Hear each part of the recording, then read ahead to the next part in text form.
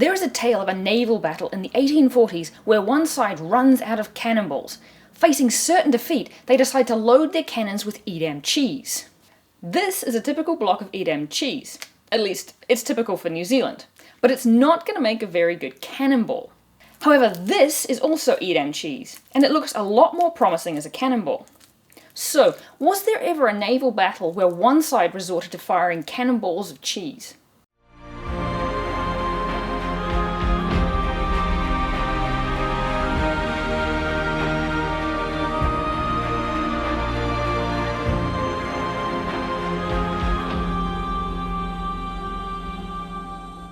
Hey there, cheese historians! I'm Julia and welcome to Cheese History, a channel all about the origins, history and impact of cheese. In this video, we're going to look into the historical events surrounding the story of Edam cheese being used as cannonballs in a naval engagement off the coast of South America in 1841. But let's start with whether Edam cheese makes a practical cannonball.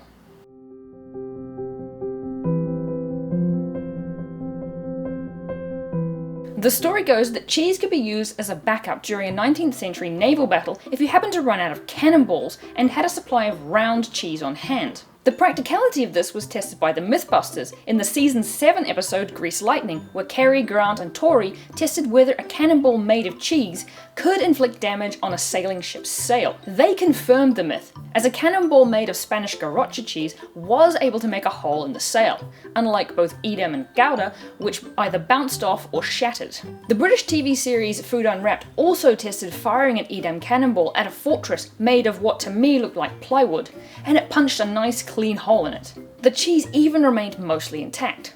I'll link to that video up here and in the description below if you want to check it out. The difference with Food Unwrapped's test was they used a waxed, round Dutch Edam, while the Mythbusters shaped their cheese projectiles to fit their cannon. Both of these shows tested whether it's possible to use a cannonball made of cheese to inflict damage, and it was found indeed possible, although it's hard to say how it would stand up in an actual fight. I don't know of any current day military desperate enough yet to start firing cheese at their opponent, so we can't find out by doing that. Neither show addressed whether there's any historical evidence that cheese was ever used in a battle at sea, so that's what I'm going to do in this video. So what is the story that inspired the Mythbusters and Food Unwrapped to shoot cheese from a cannon? It's a battle of the high seas between the navies of Uruguay and Argentina in 1841.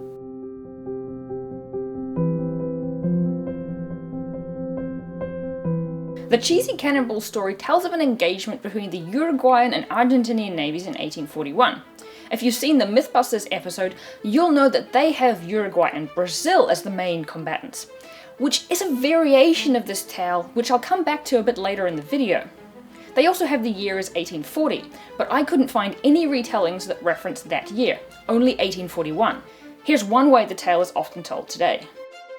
In 1841, Uruguayan Navy Commodore John H. Coe ran out of cannonballs in the middle of battle. He and his opponent, Admiral William Brown of Argentina, had been engaged in close combat. Their iron cannonballs shot from the decks of their ships about 33 yards, 30 meters across the water. Cannonballs gone, Commodore Coe remembered a stock of cheese that hadn't aged well. It was so hard, a lieutenant had broken a knife trying to cut it. Coe loaded the cannon with the compacted Edam and fired away.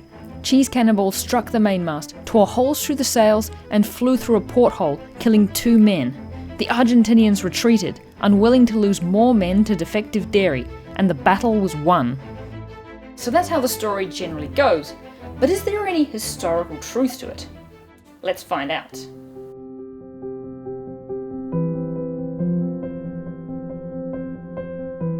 As the characters in this tale have names, it's possible to verify whether they actually existed. And they did. The Uruguayan Commodore was John Halstead Coe, an American from Springfield, New Jersey. His opponent was Admiral William Brown, originally from Ireland, but now leading the Argentinian Navy. Yes, it seems weird to have 2 naval commanders from America and Ireland at the head of South American navies.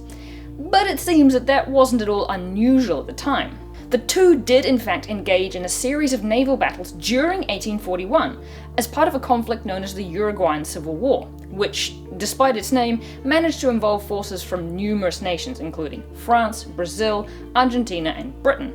The whole conflict is very complex, and I'll just focus on the naval encounters between Coe and Brown. Coe's force was standing in defense of Montevideo in Uruguay, and Brown was seeking to clear him away so he could blockade the city. There were a total of 4 separate encounters between the two fleets. Most accounts of this conflict don't go into each engagement, but state that over the course of the year, Brown defeated Coe, who was replaced at the end of 1841 by Italian Giuseppe Garibaldi, because what Uruguay apparently needed was another foreigner leading its navy. Garibaldi was also bested by Brown in 1842, and did run out of ammunition in a 3-day battle at Costa Brava. But this story is not about him. It's worth pointing out that navies at the time were made up of sailing ships, so the wind's strength and direction always plays into naval battles. Most battles are fought by the opposing navies getting within cannon shot of each other and firing broadsides of cannonballs into each other's ships to disable, sink, or compel their opponent to surrender. Typically, naval cannonballs were not the explosive type seen in land conflicts, which are timed to explode when they reach the enemy. Instead, naval cannons shoot either solid iron shot or canisters of smaller balls and shrapnel, because when you are floating on the ocean in a wooden sailing ship, the last thing you want is your opponent firing an explosive shell at you, as fire is a big problem. As luck would have it, I did manage to find one account by Uruguayan historian Homero Martinez Montero, which gave more detail of each encounter between Commodore Coe and Admiral Brown in 1841. Martinez Montero's work is in Spanish and hasn't been translated into English, so any errors in the details here are mine. I also found a couple of other contemporary sources to piece together a reasonable picture of what happened. This is the broad outline of those 4 encounters between Brown and Coe in 1841. On May 24th, the two fleets clashed for the first time. Brown was outnumbered on this occasion with 3 ships to Coe's 6, but Brown had the better guns. Martinez Montero states that the encounter ends when Brown withdraws due to adverse winds, but overall Coe's ships suffered more losses, while an account in the Northern Star from July 1841 claims that Coe retreated after withstanding Brown's fire for several hours. Either way, Coe comes out worst off. The next encounter is several months later on August 3rd. The Uruguayans had 5 ships with 70 guns, and the Argentinians had 7 ships with 85 guns. The result is indecisive, with Brown withdrawing at the end of the day. At the end of the year, on December 9th, they clash again. This time, Coe has 4 ships to Brown's 7. Initially, it appears to be going in the favour of Coe, with 2 Argentinian ships, Vigilante and Republicano, becoming damaged. But then the wind changes against the Uruguayans, and their ship, 25 de Mayo, is damaged and retreats. Coe also loses a second ship, the Cangancha. The final encounter is on December 21st. This again ends with Brown withdrawing, and he is pursued by Coe to Buenos Aires. The New York Herald reported that Brown's ship, the Belgrano, is badly damaged, and that he had lost 9 men killed and 20 more wounded. So by the end of the year, there was one clear victory to Brown on December 9th, one indecisive engagement on August 3rd, one battle that could be considered a victory to Brown on May 24th as he suffered less losses, and it's unclear who retreated, and the final encounter that appears to go against Brown on December 21st. In at least 2 of these encounters, Brown ends up withdrawing for various reasons. This is good for our cheese cannon story, which relies on Brown withdrawing at the end of the engagement. I find it interesting that based on Martinez Montero's account, it seems that Coe was holding his own against Brown, despite having less ships and firepower in almost every encounter. Yet, every other account of this conflict chalks it up as a victory to Brown. Perhaps that is partially because at the end of 1841, Uruguayan General Fructuoso Rivera decides to replace Coe with Garibaldi. So clearly Rivera didn't think Coe was doing a good enough job. In fact, the New York Herald reported that he was facing court-martial for not capturing Brown. Nowhere in any of these accounts is there any mention of Coe using Edam or any other cheese to fend off Brown, or even any mention of him running out of cannonballs during one of these battles. Brown does retreat on 3 occasions, but none of these is put down to cannonballs of Edam smashing into his ships.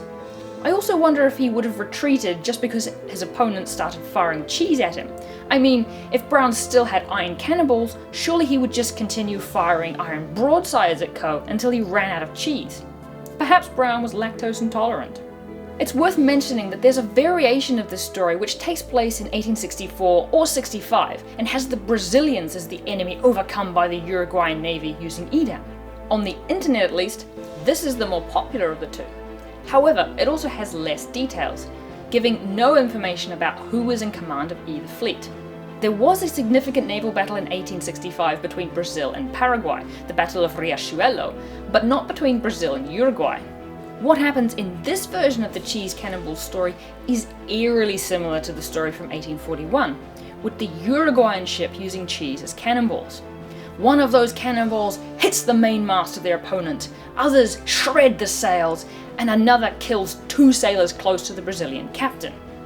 It sounds to me like the story had hopped from one naval war to another. So if there's any truth to this tale, the 1841 tale at least has specific details attached to it.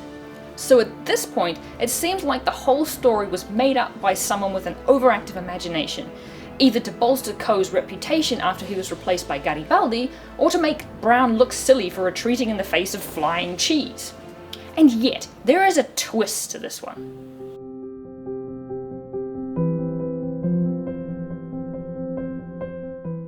At this point, I was ready to call this whole story another cheese myth that has come into its own on the internet.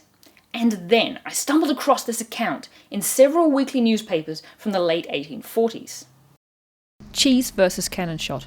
The greatest ammunition that we have heard of lately was used by the celebrated Commodore Coe of the Montevidean Navy, who in an engagement with Admiral Brown of the Buenos service fired every shot from his lockers. "What shall we do, sir?" asked his first lieutenant. "We've not a single shot aboard.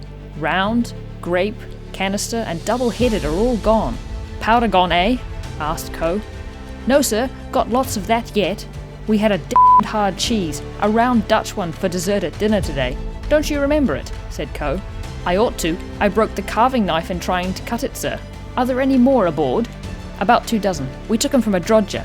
Will they go into the 18-pounders? "By thunder, Commodore, but that's the idea. I'll try 'em," cried the first luff. And in a few minutes, the fire from the old Santa Maria, Coe's ship, which had ceased entirely, was reopened, and Admiral Brown found more shot flying over his head. Directly, one of them struck his mainmast, and as it did so, shattered and flew in every direction. "What the devil is that which the enemy is firing?" asked Brown, but nobody could tell. Directly, another one came through a port and killed 2 men who were near him, then, striking the opposite bulwarks, burst into flinters. "By Jove, this is too much. This is some newfangled Paxson or other. I don't like 'em at all," cried Brown. And then, as 4 or 5 more of them came slapped through the sails, he gave the order to fill away and actually backed out of the fight, receiving a parting broadside of Dutch cheeses. This is an actual fact. Our informant was the first lieutenant of Coe's ship. Monitor. This story is attributed here to the Monitor, which was a paper also known as the Aristocratic Monitor, and the tale can be found with minor changes in a number of other American weekly newspapers for several years, attributed to various papers. This is the earliest that I could find, and it's from the Sunday Dispatch, dated November 21st, 1847. Unfortunately, I wasn't able to find a digital copy of the Monitor from 1847, so I can't find any information of who wrote this piece or when exactly it was first published. Based on the earliest versions of the story I found, it's probably from late 1847. You might think that this proves it. Coe did indeed fire Edam instead of cannonballs at Brown during at least one of the engagements where Brown retreated, and we have the first lieutenant's story to back it up. But I have several issues with taking the account from the Monitor at face value, other than the fact that the story is only circulating a number of years after the events themselves. First, it claims that the source was Coe's first lieutenant, but doesn't give us his name. As this is supposed to be a great moment for the first lieutenant and his commodore, I question why his name was left out. Second, there is at least some artistic license here, as the first lieutenant can't have been on both ships at the same time. So either he or the author of this piece is giving his own spin on why Brown retreated. Third, 18-pound naval cannons used in the early to mid-19th century require shot with a caliber between 5.18 to 5.29 inches or 13.2 to 13.4 centimeters. Today, Edam is 10 centimeters or 4 inches in diameter, so assuming the size of Edam was the same 180 years ago, then the Edam would have been too loose in the barrel to fire very effectively. Those of you who have more knowledge about guns and cannons can correct me if I'm wrong on this one. Fourth, in the story, Brown seems to think that Coe is firing some sort of explosive shell, because he thinks it could be some sort of newfangled Paxson, a new type of naval gun that shot explosive shells invented in 1822. The cheese must have been doing something pretty impressive to convince a seasoned naval officer that his opponent was firing some sort of explosive shells. But it does give a nice explanation of why Brown would choose to retreat, because explosive shells are not to be messed with in a wooden ship. And finally, from the tests done by both Mythbusters and Food Unwrapped, Edam, or any other round cheese, while capable of doing some damage, doesn't seem like it could do quite the damage described by the Monitor. Instead, based on what I've been able to find, I think that the account by the Monitor was where the tale of the cheese cannonballs started, either as a story grounded in one of the 4 encounters between Brown and co., or as a made-up fanciful tale drawing on real naval battles between Uruguay and Argentina. I'm not yet convinced that this really happened, but if you happen to know of any other accounts of the 1841 conflicts between Commodore Coe and Admiral Brown, do let me know in the comments. Also, let me know whether you think that Coe used Edam as cannonballs to drive off Brown in one of their encounters. To wrap this up, there is also a genuinely fictional account of cheese being used as cannonballs in William Thackeray's The Tremendous Adventures of Major Gahagan from 1887. The hero, Major Goliah O'Grady Gahagan, is serving in India and finds himself and his troops besieged, short of food and with no cannonballs, but some powder remaining. Of the remaining food supplies, he has 2 whole Dutch cheeses, 2 bottles of Spanish olives, and 197 bottles of various types of alcohol. On they came. My guns and men were ready for them. You will ask how my pieces were loaded. I answer that though my garrison were without food, I knew my duty as an officer, and had put the 2 Dutch cheeses into the 2 guns, and had crammed the contents of a bottle of olives into each swivel. They advance. Whish went one of the Dutch cheeses, bang went the other. Alas, they did little execution. In their first contact with an opposing body, they certainly floored it, but they became at once like so much Welsh rabbit, and did no execution beyond the man whom they struck down. So for Gahagan, the cheese cannonballs didn't help much, although he only had 2, so they were never really going to be that effective anyway. That's all I could find about cheese being used as cannonballs. I think it's unlikely that it really happened, but the shape of Edam certainly gets the imagination going. And if anyone is able to point me in the direction of additional information, I'll certainly do a follow-up video. If you enjoyed this video, you can subscribe to Cheese History, and there's a notification bell thingy that you can click on to be notified when I release new videos. Thanks for watching. I now have a whole Edam to eat, so I'll see you next time. But the Edam probably won't.